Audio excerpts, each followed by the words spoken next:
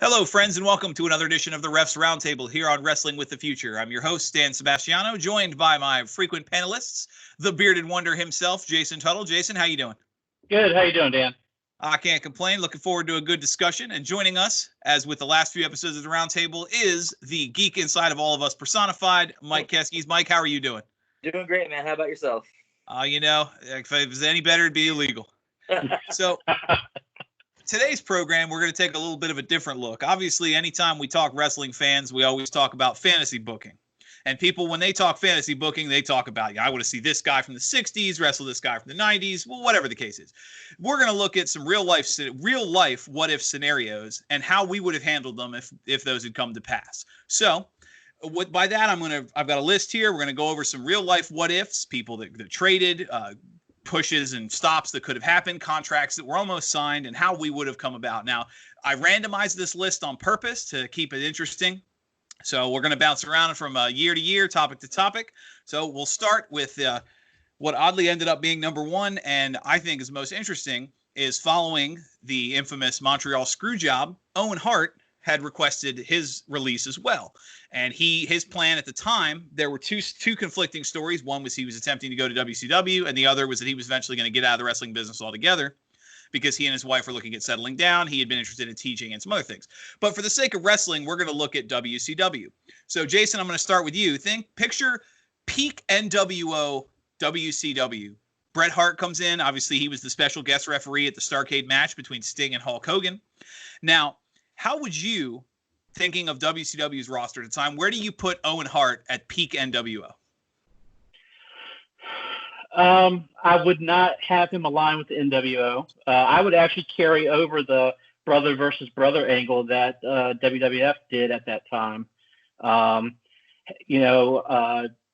eventually goes to the NWO and have Owen on WCW side to be their savior. Okay, so you would use it as the excuse to keep the Bret Hart heel turn, and then have Owen. So flip the roles. Have Owen be the baby face, saving the company. I knew I was the only one who could stop Bret because I'm better than he is, kind of thing. Exactly. That's exactly. Mike, what about you? Where would you put Owen Hart at peak NWO? Peak NWO. I've got to agree with Jason. Like, I would do that very same thing. I would put him as WCW. I can't see him going NWO, not at that era anyway. Now, because they had enough people as it was. They definitely needed more people on the WCW that you liked, that you wanted to root for. So I would definitely put him there and put him going up against those guys. Nash. That would have been a good match, I think. I could see that. I think there was a lot of talented mid card in the NWO that wasn't used very well. I mean, you had Bryan Adams, you had Curt Hennig, you had, obviously, you mentioned, Kevin Nash was a main event guy, but the Outsiders they weren't at the main event peak the way Hulk Hogan and Randy Savage were. Plus, I would have loved to have seen Owen Hart versus Randy Savage. I could have seen that. I think it's interesting to quote another friend of ours who's was really the first internet wrestling personality of sorts, is a gentleman named Adam Blampied.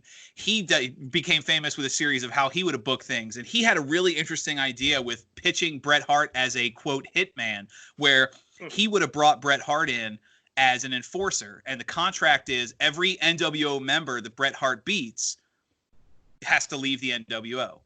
And I liked that idea, but I think Owen would have fit perfectly into that narrative of, he would have either maybe been the foil, not necessarily join the NWO, but you could have had the subplot of Bret and Owen competing, to both take down the NWO. I'm better than you. I don't need your help. I can do this. And kind of like what you did, what ended up happening with the old Hart family heel stable, where Bret and Owen competed against each other. I can beat Austin. I can beat the Patriot. And then they ended up allying because their interests overlapped when they both became full-fledged heels. I would have done something like that, had Owen and Bret both competing to tear down the NWO and eventually crossing paths. And I picture a Hogan and Savage against the Hart brothers, or maybe do a Survivor Series style match. You could have Hogan, Savage, Nash, Hall, and maybe Curt Hennig against, the Hart brothers and Sting, Diamond Dallas Page and Goldberg, something like that, where you could have your main event losing team has to disband, kind of like they did with the Alliance, except not shitty. Yeah, I mean, you could have also revived the Hart Foundation because Bulldog was there, and so was I think Neidhart. Neidhart was there or coming in or leaving. So, Neidhart left before, and then Bulldog left when Bret Hart was after what happened with Bret Hart. Bulldog demanded his release, and they talk about two talents that were completely underutilized in WCW. Right. Or even carried the whole Canada thing because Lance Storm was doing that at a time. I can't remember if it was at that time, but that came in a little later. That was probably late 98, 99. And then it's obviously Lance Storm Team Canada. So there's definitely some stories there. I think Bret Hart would have made a much better addition to Team Canada than for some reason turning Jim Duggan heel, which made no sense to me. But okay, that's cool. So now we're gonna move on a little bit. This is gonna go backwards a few years. This is based on a series of interviews over the years. Jim Cornette had been very outspoken for many years when he was in WWF Creative that he didn't want the WWF to sign the Ultimate Warrior. He didn't like the character. He didn't like the gimmick. He didn't like Jim Hellwig, the person. He would never have signed him. And even if they had, he would never have pushed them to the main event. He always referred, the Warrior was a one-trick pony. He obviously, unfortunately, history has kind of proven that Jim Cornette was right. The Warriors matches were very generic. And while exciting as kids, in hindsight, he was also the stories of being bad to work with. So since Jason got the last one, Mike, I'm going to you with this one. No Ultimate Warrior. Jim Cornette gets his way. Ultimate Warrior is not in the WWF. Who do you push at WrestleMania 6 to be the next big thing? Who goes over Hulk Hogan if the Ultimate Warrior is not in the company? Oh, wow. That is... That's WrestleMania 6. That was 1990. Was it 90? Yeah, 90. Yep. Okay. Undertaker hadn't been in yet, so that's just now. I've got to dig back into my memory banks on this one. Ooh. And you had still, and I remember at the time, you pretty much still had the same roster that we grew up with. Your main eventers were still Hogan and Savage and DiBiase, Rick Rude, Mr. Perfect, that group. Okay. Yeah, I would have actually put on Ted DiBiase over because that would have been like a total plot twist that like people would not expect to see coming. It's funny, Jason, I'll get to you in a second, but that was actually going to be my answer because I would have completed the trilogy because you had Savage beats DiBiase at WrestleMania 4, Hogan beats Savage at WrestleMania 5, Savage beats Hogan at WrestleMania 6. And let's be honest, I think, yes, people talk about Piper, but I think DiBiase is the best talent they've had that didn't get a legit run with the title. Technically, he was champion for a short time. Actually, for a lot of people don't realize when that whole incident with Andres, the two Hebners and all that, DiBiase actually defended the title on the house circuit for a while because there was a delay in broadcasts between him winning the title and the announcement that it was being vacated. So, okay, so we got 2 votes for DiBiase. What about you, Jason? Who do you put? Who's the next big thing? Who's taking over as Hulkamania starts to fade? Well, I kind of agree with you guys, but I'm going to have to say Jake. I would have loved to see a program with Hogan and Jake. I know they tried to, and Vince cut it down because they were actually rooting for Jake more. But I always wanted to see Jake with the title. Awesome. It was never aired, but the story goes that Jake attacked Hulk Hogan at a televised show or non-televised show, and the crowd started chanting DDT, DDT, and that was it. They pulled the plug immediately because you weren't going to have it. Now, interesting, I would have gone in a little different direction as well. Want to know the other thoughts I had, Mike, is if you remember following The Ultimate Warrior is you had the Persian Gulf War. They had Sergeant Slaughter became Iraqi sympathizer Sergeant Slaughter. Oh man. Which is actually a gimmick I would have given to Earthquake because you were trying to build John Tedna as I would have had him be the Iraqi sympathizer because he was the Canadian, made a little more sense. He was already evil. Put him as the sympathizer and then have him go after Sergeant Slaughter and Duggan and take out the Americans and maybe even take out whoever the champion happens to be. And then you could still have Hogan win the Rumble, which was the first year that the Rumble winner got the main event at WrestleMania. And then Hulkamania makes its final stand. Some crap happens with Yokozuna, and obviously everyone remembers the legendary Hulk Hogan Yokozuna WrestleMania match. Oh yeah. Poor Brett. Yeah. And transition from there. That I still remember seeing. He was a fan. Wasn't he like a fan they pulled into the ring? It was oddly enough, we talk about the Warrior. The Ultimate Warrior was in a feud with Dino Bravo, who was booked as the world's strongest man, and they were doing a push-up contest, and Dino Bravo picked this guy, bearded, overweight, polo shirt, didn't look like a wrestler.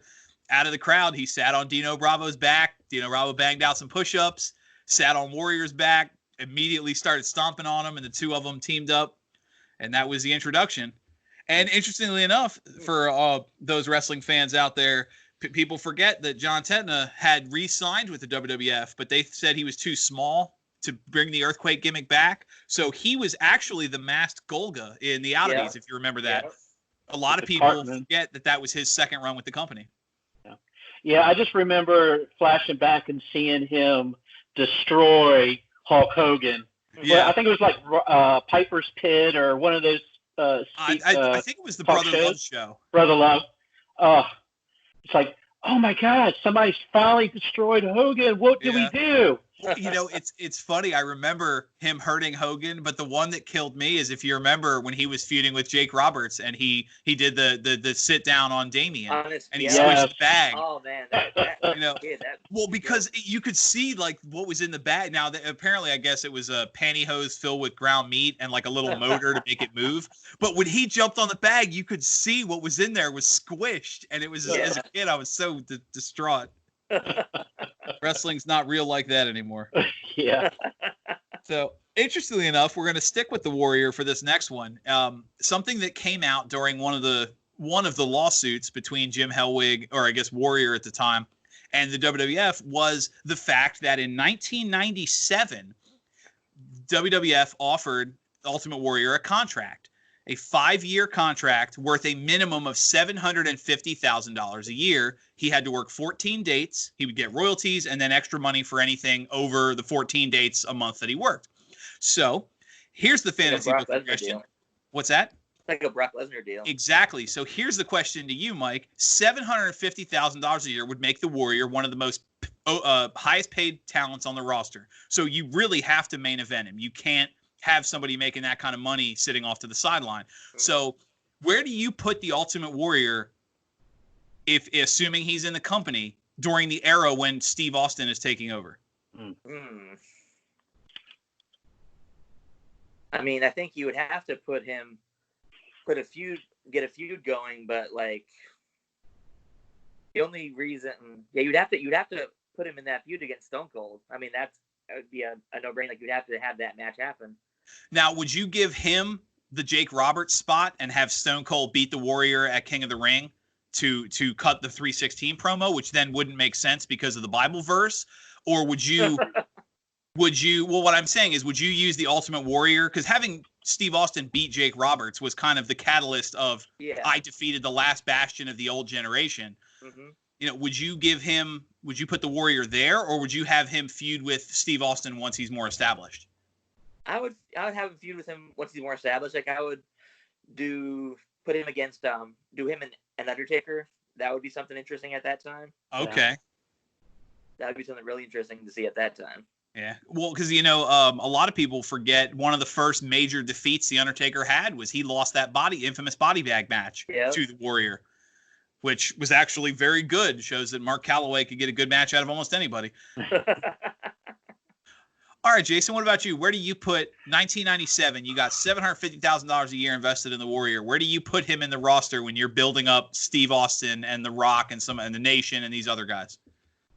I'm going to have to go with Mike and either have him go against Taker or Mankind.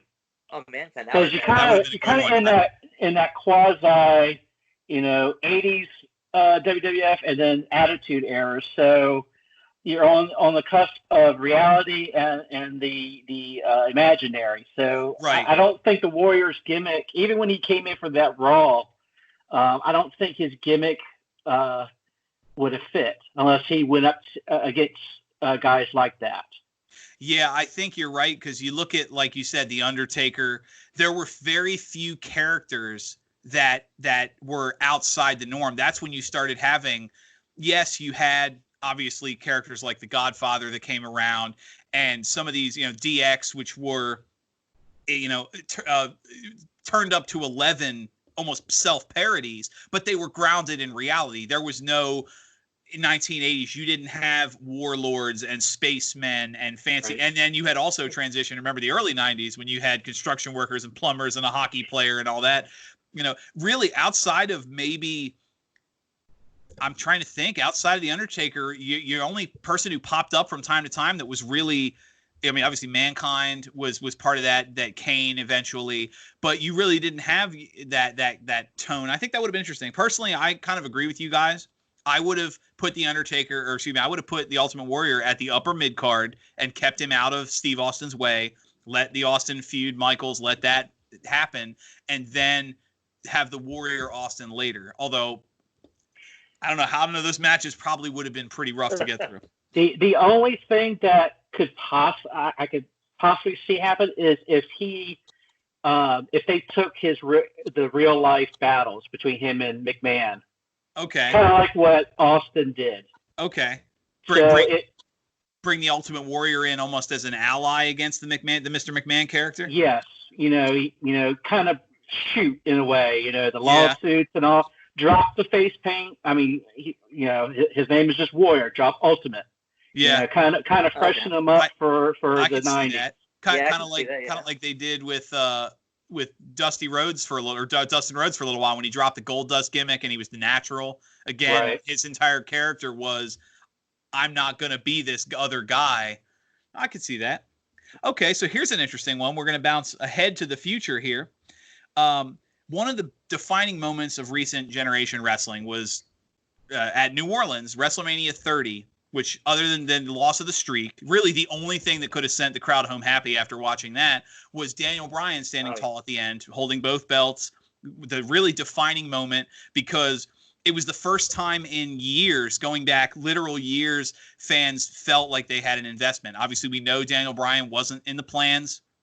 Yeah. Batista was supposed to come in, be the conquering hero, beat Randy Orton, but Daniel Bryan had the fan base, and they changed everything. And Daniel Bryan doing the yes with those titles, that really made the fans feel invested. However, unfortunately for Daniel Bryan, the injury bug hit at the wrong point, so he has to vacate the titles, and they bounce around a little bit. So we're going to start with that one. Jason, this one's to you. Book the rest of Daniel Bryan's title run if he stays healthy. Where do you see Daniel Bryan as champion when you start bringing in your AJ Styles and your Shinsuke Nakamura's and that type, instead of having a Randy Orton or bouncing back and forth 3-4 title changes in a year? Daniel Bryan is champion and healthy. Book the rest of that title run. I was not a big fan of his until he turned heel and did the whole Eco champion turn. So yeah. I know it would have been a little too soon, but I would have eventually turned them heel like they did and continue to run like that. I mean, I thought he really came into his own with that turn. Yeah. Now I think it's funny because his heel Eco Daniel Bryan, the Planet's champion, never really got a bad reaction. It was very much heel Rock, heel Kurt Angle, in that the crowd still kind of loved you, even NWO level. I'm curious, do you keep the Eco character, or do you kind of tweak the title and have him kind of be the heelish champion? I would tweak it. If it happened during that time, I would definitely turn him heel, and I like the idea of having him having that enforcer and all. So I would keep. Would you have kept that as kept Eric Rowan in that role? Yes. Yeah. Okay. To kind of protect him. he can fight on his own, but right. to that extra insurance. Okay, Mike, what about you? I would have done about the same thing, but I wouldn't have done the eco angle with that. I would have kept him like after a bit, like he turns on the crowd, says, "Yeah, you guys brought me to it, but I'm the one who did this. I beat those guys. I don't need you." Okay, so have him turn on the yes movement. Yeah. Would you have kept the no chant, or would you have had him abandon it altogether? I would have dropped that entirely, because that was kind of like just like the opposite of the yes chant. It was still something that the crowd was still playing along with. So we're still doing something fun. We still kind of like you guys. Kind of like how they changed Nakamura's entrance music so the crowd couldn't sing along with it. Yeah, exactly. Yeah. Okay. All right, I like it. See, personally, I'm kind of with you guys on this one. I would have eventually evolved the heel champion. I would have done kind of what they did with, if you guys remember, it's happened numerous times, but I would have done kind of I hate to use the comparison, but like an Intercontinental Santino, or maybe early Hulk Hogan WCW, where you have a guy who's clearly a fan favorite champion that starts holding the rope or letting somebody distract the ref, where it has to be a natural progression. You can't just have him come out one day and cut a promo, "I hate you guys now," where eventually the character cares more about the belt than being the fan favorite, or more than that with the fans. Also, at that point, you start bringing in your AJ Styles. You have, you could have had your Cesaros, your Shinsuke Nakamura's. There was a gap there. I honestly, I hate to say it, I would have kept Randy Orton away from the title scene, because I think the Daniel Bryan leading up to WrestleMania 30, I think Daniel Bryan, Randy Orton was played to death. Yeah, definitely was. That and no offense to Randy Orton, but I think he's long since, for going back at least 5-6 years, he's been at the point in his career where he doesn't need a title to be relevant to the picture. Right. I think maybe you squeeze a title defense in if you bring the Undertaker. I mean, having Daniel Bryan get a heel win over the Undertaker, I think would have cemented it. Could have had a lot of fun with that. So we're gonna move on. You guys are gonna love this one. This was a discussion that had come up. It was one of the moments in recent wrestling history that people call one of the worst booking decisions of all time, because of how it was built up. Goldberg. So, Mike, I'm going to go to you first. You're the head writer. I come to you and I say, we have to get the fans behind a WWE championship run with Jinder Mahal. How do you build up Jinder Mahal as a credible champion in what amounted to about 4 months? And this is before he won the title. We have to give fans reason, not jobber. He's number one contender a week after. They said the year before he won the title, he'd won 8% of his televised matches. Yeah, so he comes to SmackDown in end of the year, and you've got about 3 or 4 months to build up Jinder Mahal and put a title on him. What do you do? SmackDown at that time, I'm trying to remember who was on SmackDown at that time. Your main event scene at the time, you had Randy Orton was the champion. You had your Sami Zayn. You had Cesaro. You had AJ Styles. Okay. I guess you probably could have snuck Rusev in there. Right. Yeah, I would work him up. I would, take out Sami Zayn first, because Sami Zayn was still a pretty popular face at that time. So correct. Take him out pretty quickly, fairly convincingly early on. Like, not make it a pretty good match. Not like a squash, because he hasn't earned that kind of right. Yet. But you build him up. He beats Sami Zayn, goes with AJ Styles for a bit, and then works his way up towards the heel. Like myself, I liked the championship run. I thought that was really well done. It just kind of came out of nowhere. Like, they could have definitely built that up and had played with that a little bit more. Yeah, make it more believable. I'll admit I was actually on board with it, because despite his reputation, you had a pretty consistent worker in the company. He had the look, and obviously, the Indian market, even though he's Canadian, you had the. I saw what they were trying to do. So, okay, Jason. This is to you. I come to you. You're head writer. You got 3-4 months. Give me main event Jinder Mahal.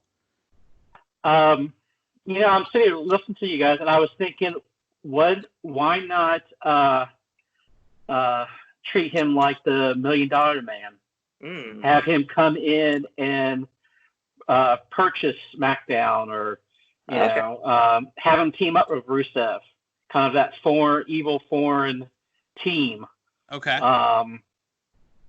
That was one thing about Nadia Man that I like. I just that nasty, he was just selfish, nasty. Yeah. And I can probably see him do that. I think it would have been a neat thing, kind of like the JBL character in a little bit. Right. I see. If you guys remember in the what was it? Late 90s, I guess, the Tiger Ali Singh character, the wealthy, the Indian JBL, or Indian DiBiase, they called him. Yeah. So, that's right. Personally, I'm going to interject my opinion here. I would have done it a little differently. I would have had, because at the time they were billing SmackDown as the land of opportunity. Mm-hmm. I would have had Jinder Mahal come out because he had been off TV for a little while. He had left Raw. I'd have him cut a promo. At this point, honestly, I know it's going to sound a little weird. I would have turned him face. I would have had him cut a promo where he talks about, this is the land of opportunity. I mean, look at me. I look so much, I've clearly been in the gym. I've clearly been trying my hardest, have him say that he came back from India where he was training or whatever. Give him that reason. Give him the babyface, kind of the babyface push, and then have him. I would have had him beat Randy Orton for the title, or maybe luck his way into a match, or chance his way into a match somehow. The triple threat where you get knocked off the rope and you make the pinfall by accident, that kind of thing. Mm-hmm. So he doesn't really deserve to be number one contender. Have him go up against Randy Orton. Have Randy Orton do something like one of those Chris Jericho, foot on the chest kind of pins, and get beat with a schoolboy. Something small package. Something where he's like, it was a fluke. But because really, what killed Jinder Mahal's push as we're trying to build up this Indian champion to expand was he was the heel. Nobody wants to watch TV to see the bad guy win, right? And then I would have done like you had talked about, Mike, with Daniel Bryan. Eventually, transition Jinder Mahal into a heel from the baby. Eventually, he's like, once he kind of becomes champion, then that keeping that title is the biggest thing to him. And then you can have him hold the ropes. Then you can bring in the Singh brothers. Then you can have maybe slowly transition to the DiBiase. I hired all this help because the title's the most important thing to me. And then when Styles eventually beats him for the title, it can be a great match and then maybe a handshake afterwards, because now you've cemented Jinder Mahal as a legitimate main eventer. Yeah. Mm-hmm. So we'll see. I mean, who knows? All right. Oh, this is a good one. All right, next one up is something that's been talked about to death, but it made my list anyway. Mike, this one's to you. WCW goes out of business in 2001. Yeah. There's a short gap where some contracts expire. We're not going to talk about the invasion. I think that's been done to death. But early 2000s, about 2003, 2004, when certain Turner contract, because that was something a lot of people also forget, is the main stars of WCW weren't WCW employees. They had contracts with Turner. That's why Hogan, Goldberg, Nash, they were Turner broadcast employees. They didn't get paid by WCW. They were Turner employees. So when Vince bought WCW, that's why he didn't get those contracts. He didn't buy Turner. So they were able to sit at home. So let's say 2003, that era, what if, and they had talked about it, he's mentioned many times, he greatly considered it for a little while. We're doing you, I'll start with you, Mike. Where do you put Sting in early 2000s, mid 2000s WWE? Oh, for me, it's got to be the dream match. Been talked to death, but I would love to see Sting, Undertaker in their prime in that era. That would have been just mind blowing for fans of both sides. People who hadn't watched wrestling in years would come back to see that match happen at that time. Not now. I'm sorry. Go ahead. So not now, not in 2020. Like people. No. Yeah, they've both in their prime. They've both said that match is long. that's long since sailed. Now, here's a question. Thinking about the Undertaker's, because you had American Badass at the time, and even the feud with Hulk Hogan. Do you wait? Do you have Sting against American Badass Taker, or do you have Sting in the storyline that turns him back to the Dead Man, and then have Dead Man Sting at WrestleMania? For me, it has to be Dead Man Sting, like that. Dead Man in the Crow era Sting, like that. This, not the marching band era WWE. Like Sting in the rafters. I still, as great as it was to see Sting at WrestleMania, I still don't get that entrance at all. Yeah. You know what? Still better than Triple H's Terminator entrance, though. True. Yeah. No, if All that right, happened, they should have put Sting with RoboCop at that point. Like, just bring that whole thing back. Oh my God, I forgot about RoboCop. Gotta have him come out. Actually, funny thought, Mike. If you go back, the actor, the stuntman they had in the RoboCop suit, there was cables that weren't tied down. If you watch RoboCop come through the curtain, he almost trips when he straight shockmasters himself because he steps on a cable and his foot kind of shuffles.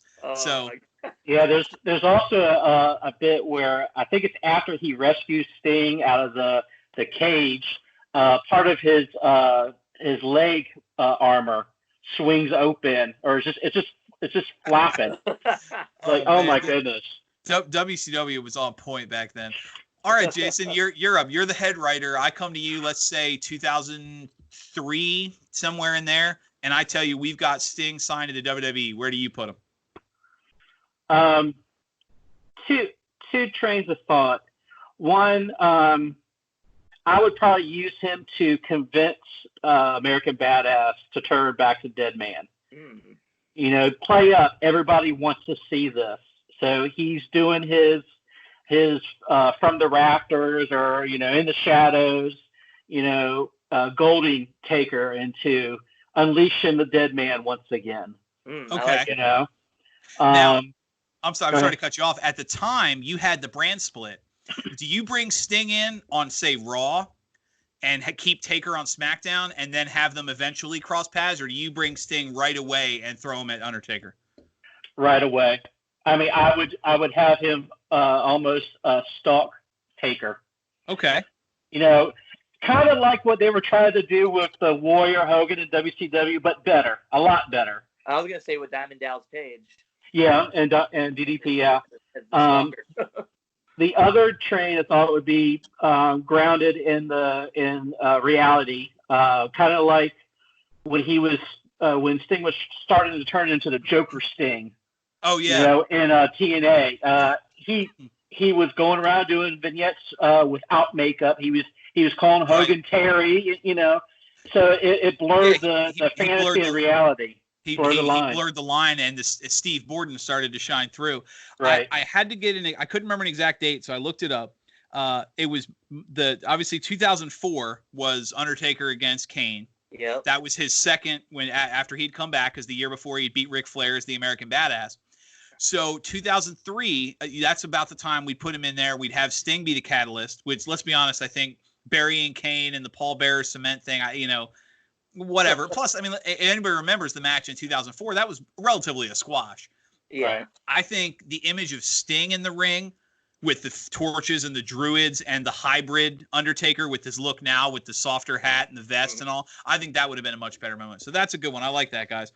So we're going to move on. We're going to stick with WCW here. I just got to say real quick, go ahead. The whole thing about the Triple H and Terminator, I meant to say, it reminded me of some bad Running Man outfit.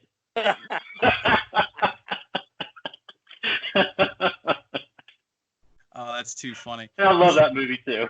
Yeah, it's one of my guilty pleasures. We're gonna stick with WCW here, Jason. I'm gonna go to you. We're gonna do a what if, because there had been a talk about it. Obviously, it was creative control and the backstage politics that WCW was famous for. But book the ending of Goldberg's streak if it lasts through Kevin Nash. Because there was talk about having Goldberg's streak last many, many matches longer. You're talking, a good 2+ years, maybe Hulk Hogan, Bruno levels of clean. So think about WCW at that time. Obviously, Scott Hall comes back, the cattle prod, the reforming of the NWO for the 15th time or whatever it was. Book the end of Goldberg's streak to mean something besides a throwaway match against Kevin Nash. Yeah,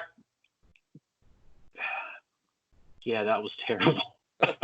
I would God, and I'm not a big Goldberg fan either. I'm sorry, guys.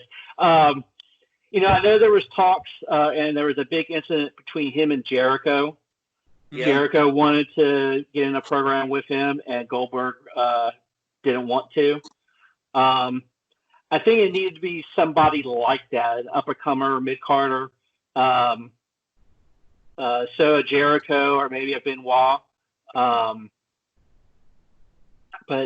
I don't know. It's how they kept making him like a steamroller. So without doing those crazy, the cattle prod or the a lot of dirty tricks behind the scenes and all. I'm not sure. Yeah, Goldberg, even with, and that was something WCW was notorious for once you start getting into like 98, 99, was the insane overbooking. Even with his losses, Goldberg didn't lose clean. Bret Hart had the metal plate. I was getting ready to say that. Now that was a good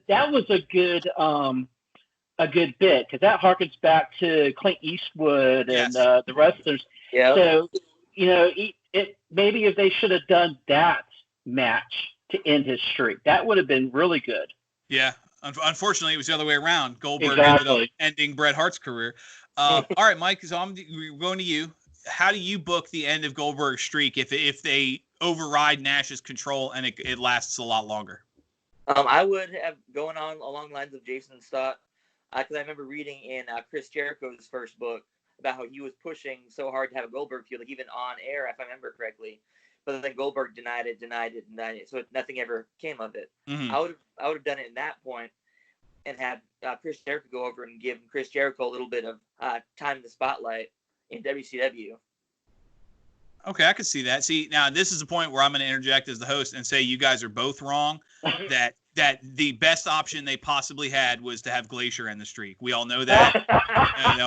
I mean, honestly, I'm personally, this is just me. I'm picturing you have the fatal four-way between Goldberg, Glacier, Disco Inferno, and El Dandy, and you tear down the house at Starrcade. That's just Disco Inferno, right there. He should have ended the streak. No, in all seriousness, I completely agree with you guys, because if you remember, Nash also ended the streak they had Wrath on when they brought Brian Clark in at former Atom Bomb. And Kevin Nash ended that streak in what ended up being a throwaway match. And I think you do. I completely agree with you, Jason and Mike, that you have an up-and-comer or maybe a mid-carder you're trying to push to the next level, a Jericho, a Benoit, somebody like that. I also think if you give that kind of clout to some of those guys, maybe they stay with the company. Who knows? Yeah. So before we continue, I want to take a quick shout out break to our sponsors at manscaped.com and Wrestling with the Future. Enter the promo code Wrestling Future for 20% off your purchase. So think about it, boys, as we get close to summer, it's hot. Everybody knows what that's like. You wear the wrong shorts, the wrong pair of pants. You kind of wish that you had something going on there. So whether you're carrying a sack of cue balls or you look like a Wolfman from the waist down. Now, me personally, I'm a child from the 80s. There's one thing I know about the Wolfman is that he's got nards. And if he wanted to take care of those nards, he could with the Manscaped, the Hedge Trimmer 3.0 for our friends at manscaped.com. So, like I said, promo code Wrestling Future for 20% off your purchase. The promo package they have right now includes free shipping, a leather transport bag, and a refreshing spray for everybody that knows once you trim the bushes, you got to keep the soil nice and clean. So for our friends at manscaped.com, Wrestling with the Future. All right, moving on, gentlemen. My personal favorite sponsor. This is a good one. This is, like I said, this list completely randomized. The infamous curtain call. We're going to start with you, Mike. Let's say the curtain call doesn't happen. Everything goes on as normal. Triple H wins King of the Ring. No 316 promo. We know Austin is going to be a star. That's why they picked him. He was next in line. Without the 316 promo, without King of the Ring, how do you book Stone Cold Steve Austin into the main event scene? Triple H has won the King of the Ring. He's the next big thing. You got to squeeze Austin in there somewhere. How do you do that?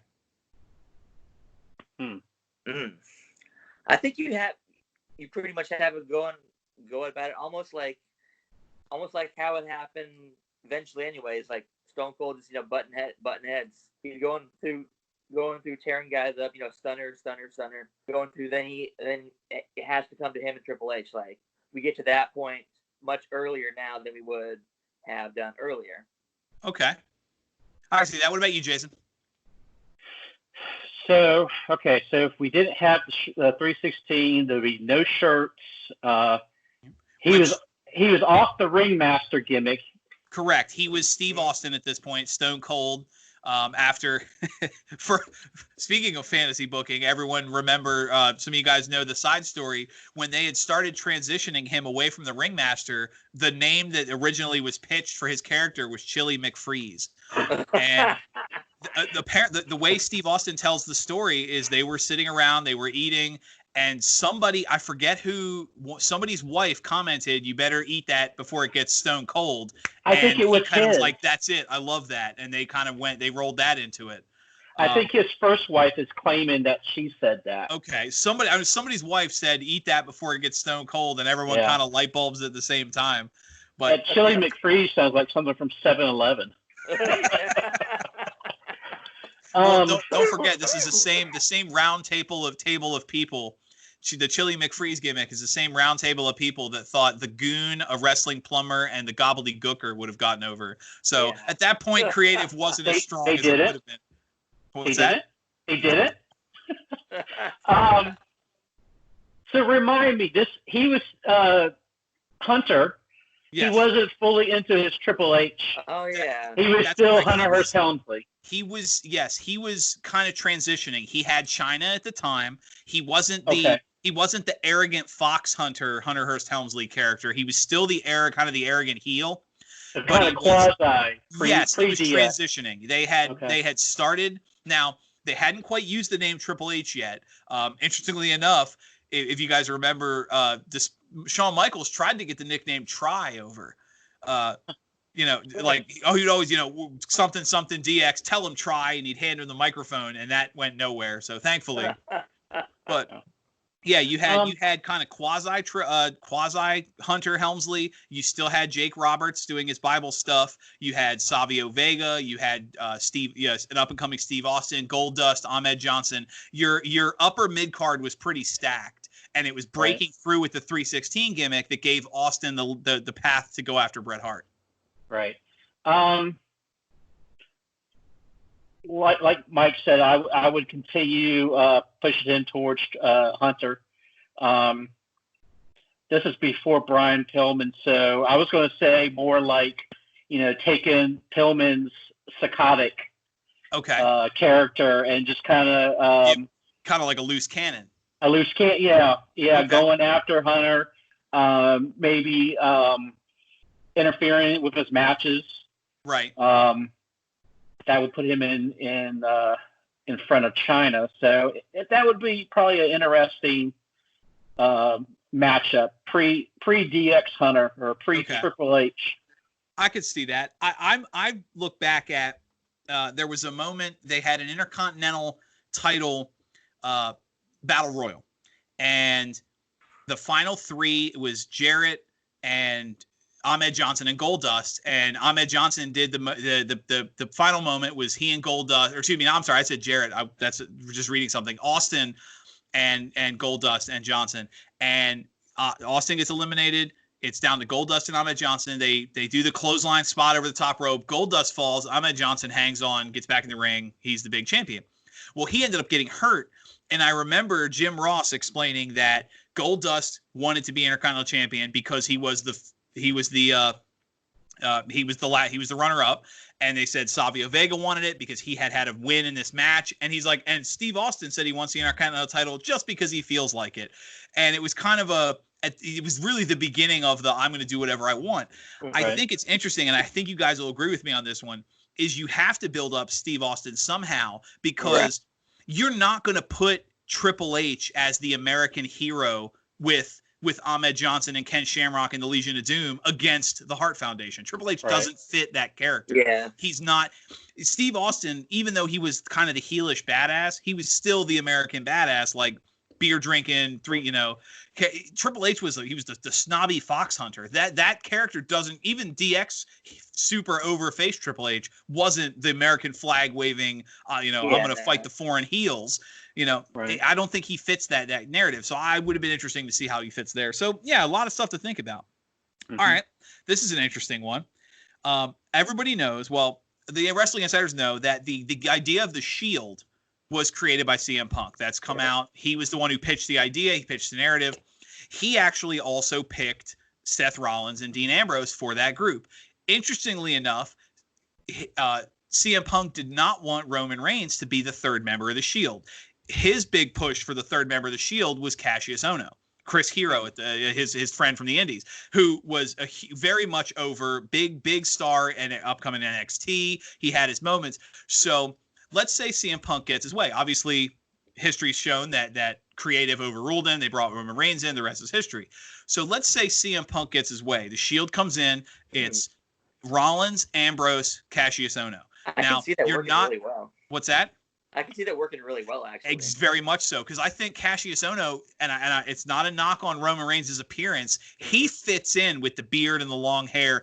I think just visually, he looks more like him, Rollins, and Ambrose would hang out. Like they look more like a trio you'd see on the street. But so let's say where this is going to be a two-parter. You got the Shield, Cassius Ohno, so that's one. And two, Mike, I'm going to you first. Intro the Shield with Cassius Ohno, and where do you bring Roman Reigns in if he's not with the Shield to spin him off? I would bring the Shield intro. I think would pretty much go down just about the same as they come in the cage match with CM Punk. They were helping him out surreptitiously, and then I would bring Roman Reigns in later on. I think the best way to really get him over, I mean, they tried to do it a little bit too much later, but is to acknowledge the familial connection between him and The Rock and bring up that Samoan dynasty. Okay. Keep him in and bring him in that aspect. Nice. I can see that. Jason, what are your thoughts on this? Strong face. Oh, I'm sorry, Mike. I thought you were finished. Go ahead. Oh, no, that was it. Okay. Jason, what are your thoughts on this? I agree with Mike. I would side him with, was it the Usos in there at the time? Mm-hmm. Mm-hmm. So I would side him with them and kind of have matches against the Shield. Okay. I could see Chris in the Shield. Mm-hmm. Be a better fit. I'm not a big Roman Reigns fan. It's funny. Are you going to like anybody I bring up today? I mean, Goldberg, you haven't liked anybody. Hey, I'm working on my heel persona.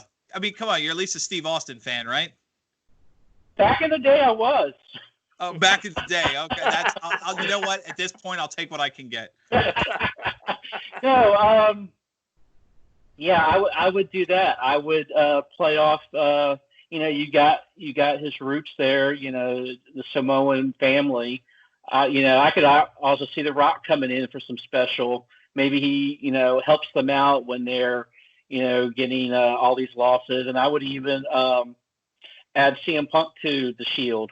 Maybe not a complete member, but as a ally. Okay. Yeah. I could see that. See, I'm actually going to agree with both of you guys on this one. And my notes, what I would have done is, if you remember, The Rock had the title match against CM Punk, and the stipulation Vince McMahon put in is if the Shield interfered, Punk lost the title regardless. Shield interferes. The Rock says, no, I want to win it for real. He restarts the match. During the build-up for that match is when I would have brought Roman Reigns in. You brought your NXT. You brought your NXT muscle. I've got either the Uso, because the Roman Reigns and the Usos against Rollins, Ambrose, and Ohno.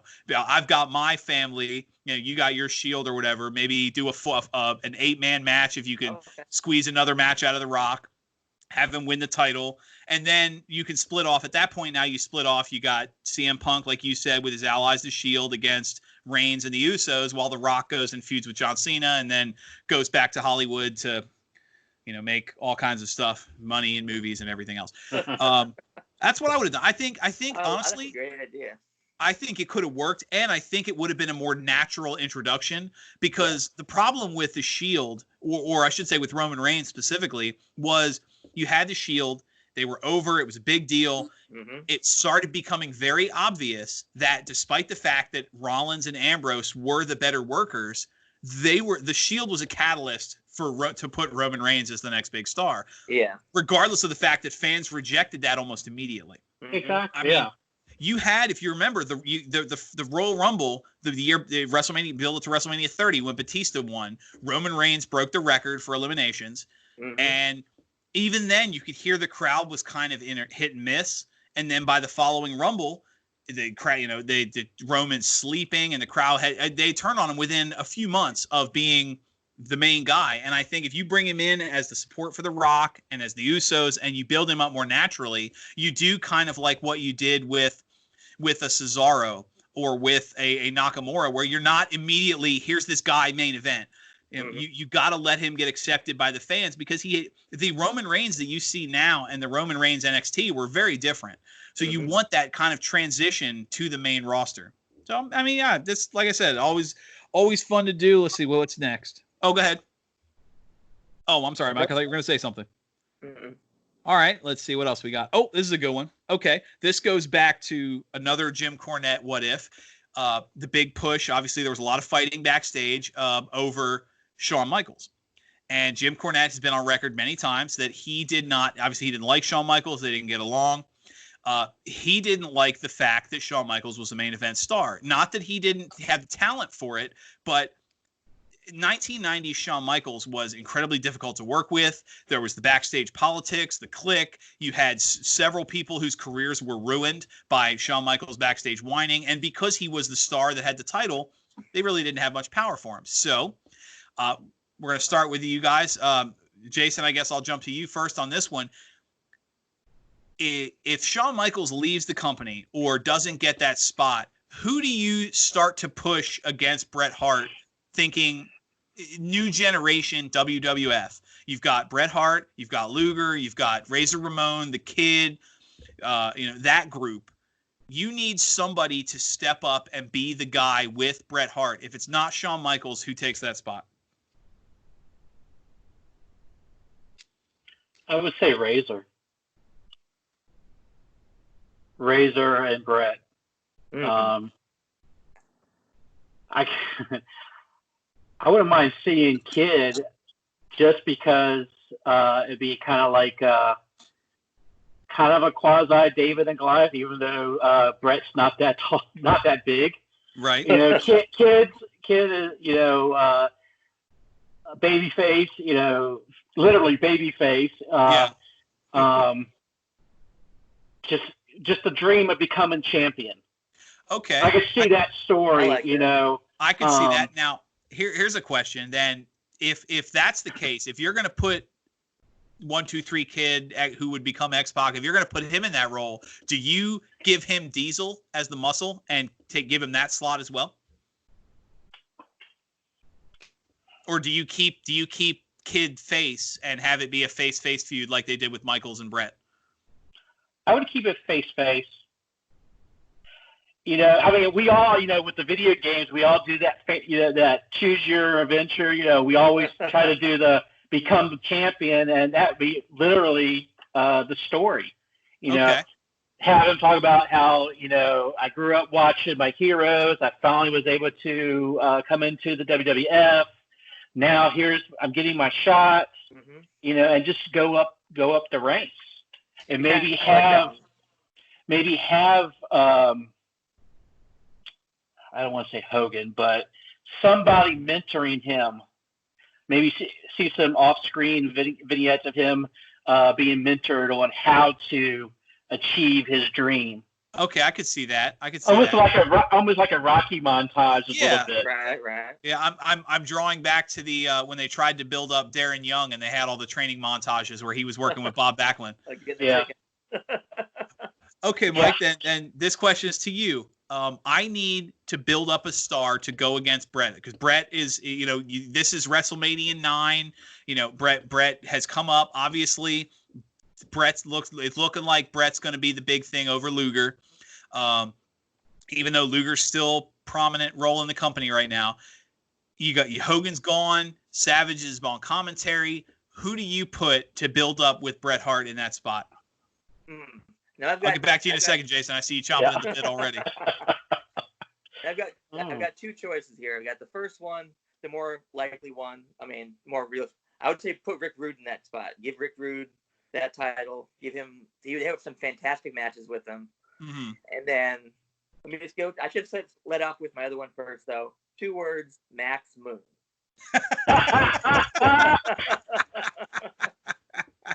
Oh man.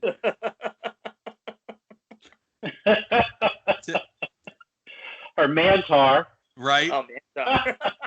Well, don't forget, guys. This was the same time period that they had a battle royal to determine number 30 for the Royal Rumble, and it was won by Duke the Dumpster Droese, who was apparently somehow getting pushed at this point.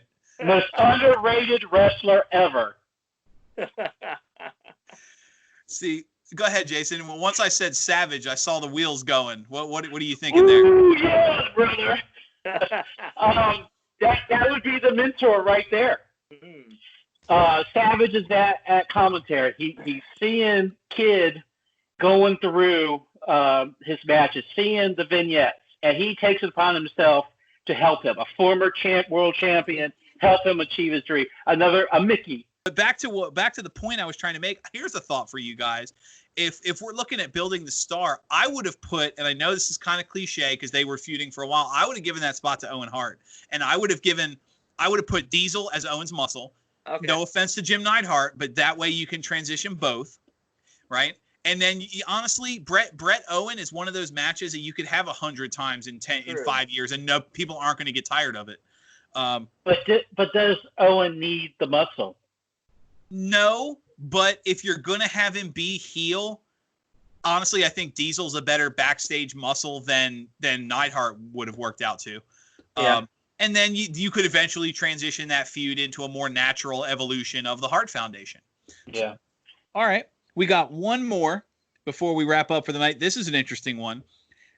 2001, as WCW prepares to fold, Eric Bischoff put together a group of investors to buy WCW. Everything was in the works. He had everything set up. At the last minute, Turner told him that the contract with WCW was entirely a library contract. They were going to buy the tape archives only, and his contract would not include a TV slot. We don't want WCW on Turner Broadcasting. So he stepped away. Vince McMahon came in, bought it for something like $6 million or whatever it was, and that was that. So think about $3 million. Think about the talent you had in WCW towards the end. You still had your Sting, your Goldberg, your Scott Steiner. You still had some of those guys, DDP, but you also had big up-and-comers who would go on to do things in the company. You had Chuck Palumbo. You had the options, like they had started putting feelers out for young guys like an AJ Styles and Samoa Joe. So you still would have had Jeff Jarrett, which if Jeff Jarrett stays in WCW, you don't have TNA. So think about that, Mike. I'll stick with you. Okay. WCW, because the idea was Eric Bischoff was going to buy the show, and it was going to be a complete reboot, basically a full retcon. What you're watching now is new WCW. We're not going to, we're not going to talk about old storylines. It's basically a new program. Same talent. Maybe redesign the titles. They never got that far in the conversation. So new WCW. Starting, where do you go with WCW if Eric Bischoff owns it and never goes to Vince McMahon? So it's a complete reboot. Like, are we bringing in like all new people, or are we keeping? Well, not necessarily new people, but you're stripping all champions. You're tossing the roster a little bit because some of those people were tied to the old school.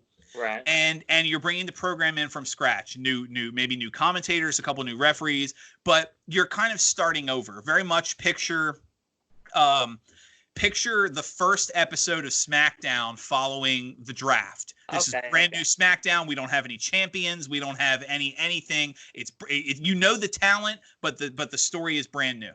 Okay.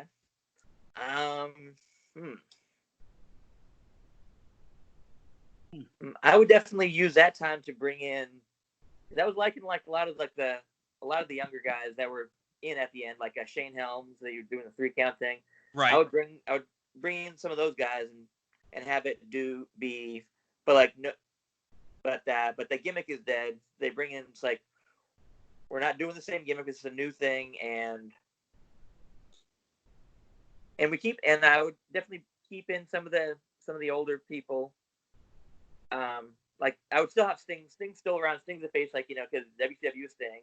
Of course, Sting would almost fill the Undertaker character. He's your Yeah. mythical, larger-than-life veteran that's going to be. I mean, and you saw it with TNA and WWE. 2001, Sting still had a good 10. I mean, he had 10 years of good work left, and a few years of I need to wear a T-shirt in the ring work left. But he still could have brought it for at least a good decade. Oh, definitely. He had the best match in TNA of all time with Jeff Hardy. Mm. Jesus. Well, this show went off the rails quickly. Sorry, Mike. Before you were so rudely interrupted, please continue. Jason. Yeah, and I would also even, I would also have the guys that would show up in TNA later on. I would have like your AJ Styles and Samoa Joe showing up in this new WCW that is continuing on. That would have been a completely different ball game altogether. Right.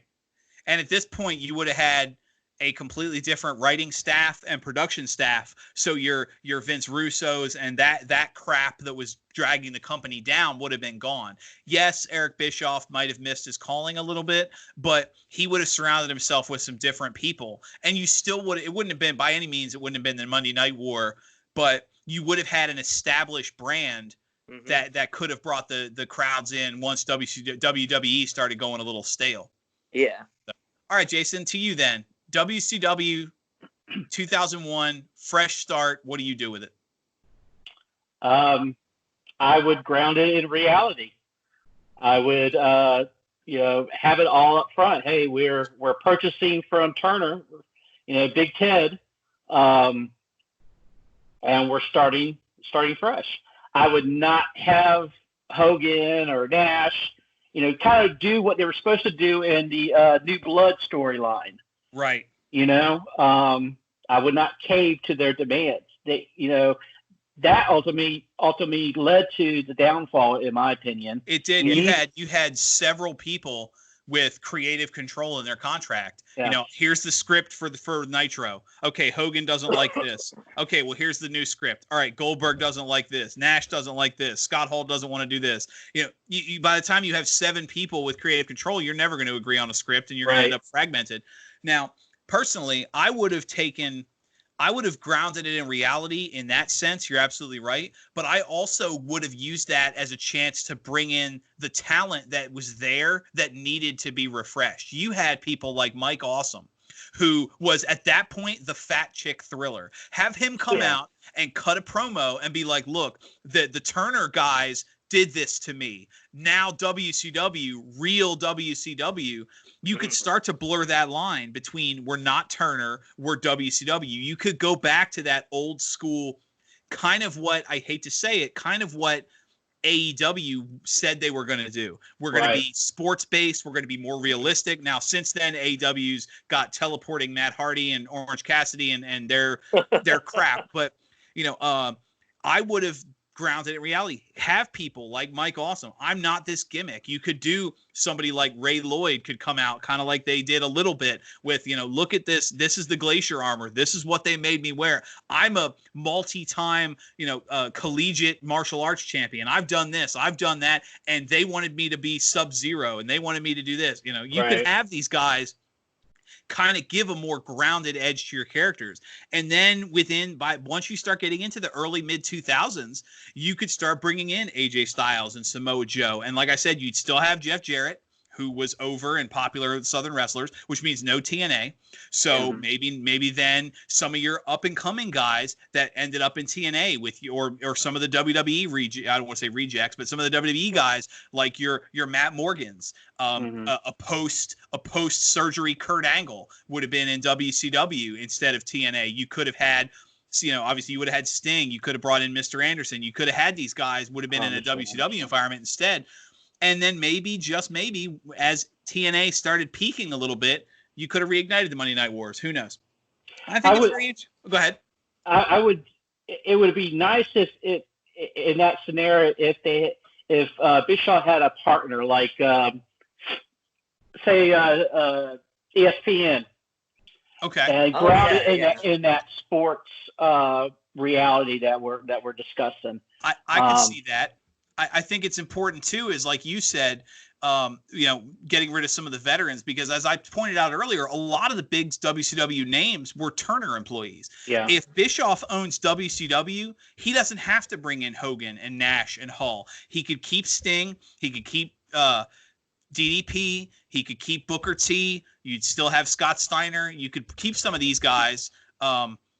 Where you would have you could have a foundation of a veterans to build the young talent, kind of like TNA did in the very beginning, where you had some of these older guys, or even now, if anybody watches NWA, you have some of these older guys coming in, your Tim Storms and Ricky Morton, and these guys that are coming in and they're putting over the young talent, and now you're building new stars from the ground up, which is something WCW failed to do. You had some names that snuck through, like Mike, you mentioned Gregory Helms, but realistically, 3 count was never going to be a main event gimmick. Oh, yeah. They were, for every Chris Benoit who somehow slipped through the cracks and became a bigger name, he was gone.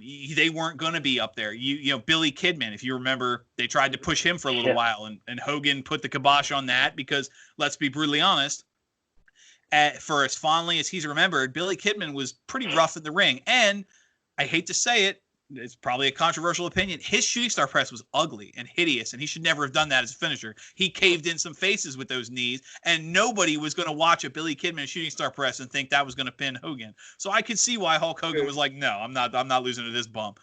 Plus, I mean, Hulk Hogan, but thankfully things went one way or the other, and we did end up getting some, the Hogan and the NWO, kind of the Hogan turn. Hogan Rock would never have happened if WCW had stayed around. We would have never had, as rough as it may have been remembered, I loved the Mr. America angle. Likewise.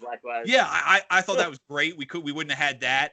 I think personally, WCW, you could have had Roddy Piper be your on-screen personality. Randy Savage was still alive at the time. He could have done. You had some names, Dusty Rhodes, that were involved in the company that went to WWE after it folded. You could have had some on-screen personalities. It's crazy, and that's why I appreciate you guys being here tonight.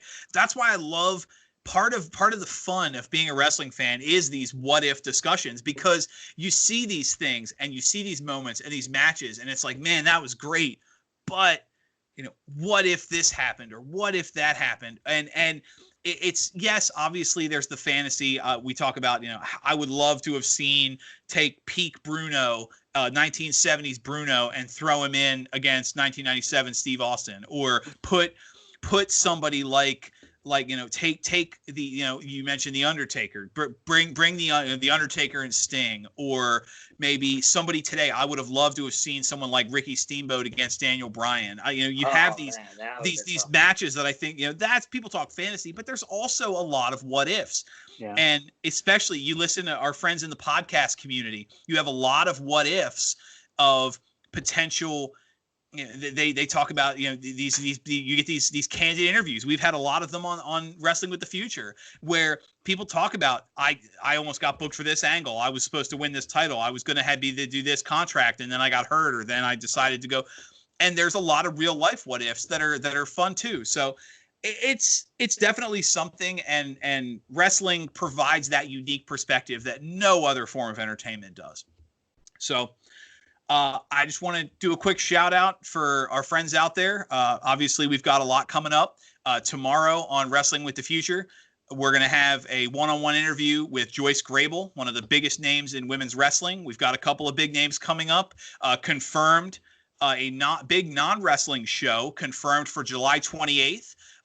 Angelo and Mike Messier will be joined by the Sage of Quay and Vince Russo for a discussion on the Paul McCartney conspiracy. So a little non-wrestling fun there. And we've got a lot of other big names coming up, so a lot of fun stuff. Mike, do you have any closing words for the audience out there? Be sure to check out, I'm a senior correspondent for horrorbound.net. I misspoke on the last show. It's horrorbound.net is where you can find my horror reviews and a lot of other talented writers. We took a month hiatus, but now we're back. There was just a great article that just posted today on Toby Hooper versus the MPAA, which is nice. Very fascinating. And check that out, horrorbound.net. I've got some stuff coming up there talking about the slumber party massacre movies, which I just discovered and absolutely love. And you can check out my stuff there. You can also follow me on Twitter at real_geek. Nice. Jason, you have any parting words for the crowd? Just that I love being on the show. Everybody continue to listen. There's big things coming. Yes, there is. And once again, gentlemen, thank you so much for being here. The roundtables are always fun discussions. For the Bearded Wonder, Jason Tuttle. For, like I said, the geek in all of us, Mike Keskeys. I'm Dan the Man. Don't forget to like, share, subscribe, buy the T-shirt. For those out there, actually, we're running a current promo. We're doing 3 large. It's large only. 3 large T-shirts for $20. Use the promo code 3SHIRT-SPECIAL. That's the number 3 shirt special is one word. Obviously, Wrestling with the Future. We're on YouTube. We can be found on Facebook, both open and closed groups. Wrestling with the Future podcast. We're on Twitter at Wrestling Future. That's no G, Wrestling Future. So, once again, for Jason, for Mike, for Dan, we've said a lot today. I am Dan the Man. This has been the Refs Roundtable, and I will see you next time I have something to say.